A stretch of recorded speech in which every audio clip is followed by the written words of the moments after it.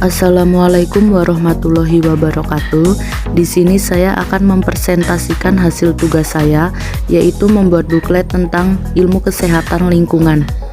Sebelumnya, perkenalkan, nama saya Muhana Sabina, NPM 20224064050048, kelas 1A, Prodi S1 PGSD.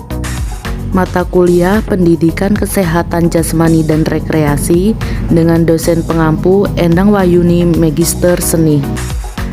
Apa sih ilmu kesehatan lingkungan itu?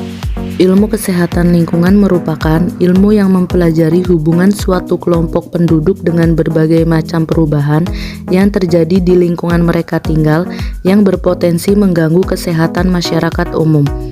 Dasar keilmuan kesehatan lingkungan adalah mengidentifikasi, mengukur, menganalisis, menilai, memprediksi bahaya berbagai pajanan di lingkungan, dan melakukan pengendalian dengan tujuan mencegah dan melindungi kesehatan masyarakat dan ekosistem.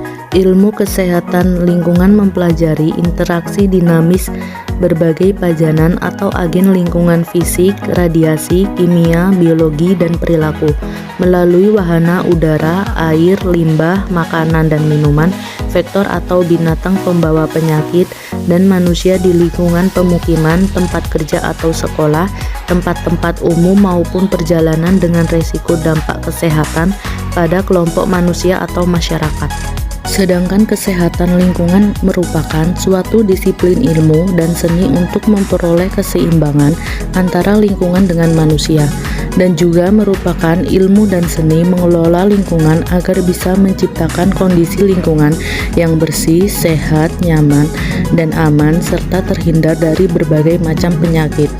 Menurut Himpunan Ahli Kesehatan Lingkungan Indonesia, kesehatan lingkungan adalah suatu kondisi lingkungan yang mampu menopang keseimbangan ekologi yang dinamis antara manusia dan lingkungannya untuk mendukung tercapainya kualitas hidup manusia yang sehat dan bahagia.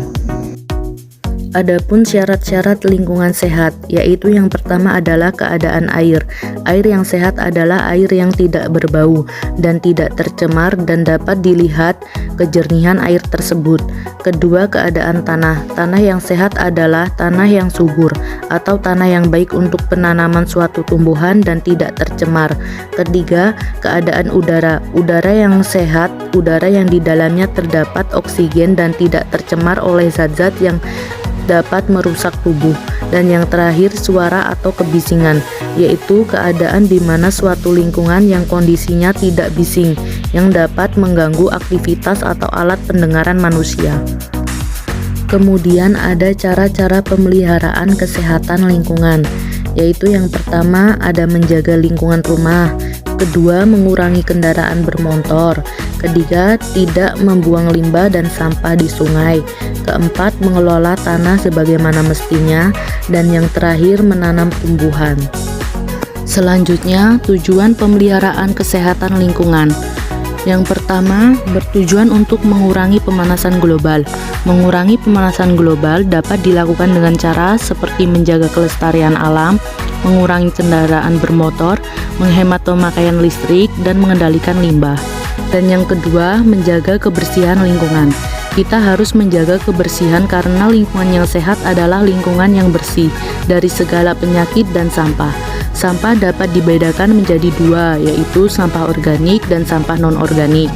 Sampah organik adalah sampah yang mudah hancur, maka sampah ini dapat dibersihkan dengan cara menguburnya dalam-dalam, seperti daun tumbuhan, ranting, dan akar tumbuhan. Sedangkan sampah non-organik adalah sampah yang tidak dapat hancur, maka sampah ini dapat dihancurkan dengan cara membakar sampah tersebut, lalu menguburnya, seperti botol dan plastik. Dan yang terakhir, ruang lingkup kesehatan lingkungan. Menurut WHO, ada 17 ruang lingkup kesehatan lingkungan, yaitu penyediaan air minum, pengelolaan air buangan dan pengendalian pencemaran, pembuangan sampah padat, pengendalian vektor, pencegahan atau pengendalian pencemaran tanah oleh manusia, higien makanan termasuk higien susu, pengendalian pencemaran udara, pengendalian radiasi, kesehatan kerja, pengendalian kebisingan, perumahan dan pemukiman, aspek Kesling dan transportasi udara, perencanaan daerah dan perkotaan, pencegahan kecelakaan, rekreasi umum dan pariwisata, tindakan-tindakan sanitasi yang berhubungan dengan keadaan epidemi atau wabah, bencana alam dan perpindahan penduduk, dan yang terakhir, tindakan pencegahan yang diperlukan untuk menjamin lingkungan. Di Indonesia sendiri, ruang lingkup kesehatan lingkungan diterapkan dalam pasal 22 ayat 3 Undang-Undang Nomor 23 Tahun 1992. Ruang lingkup Kesling ada 8, yaitu penyehatan air dan udara, pengamanan limbah padat atau sampah, pengamanan limbah cair, pengamanan radiasi, pengamanan kebisingan, pengamanan vektor penyakit, dan yang terakhir, penyehatan dan pengamanan lainnya, seperti keadaan pasca bencana. Demikian materi yang dapat saya sampaikan, kurang lebihnya saya mohon maaf. Saya akhiri, wassalamualaikum warahmatullahi wabarakatuh.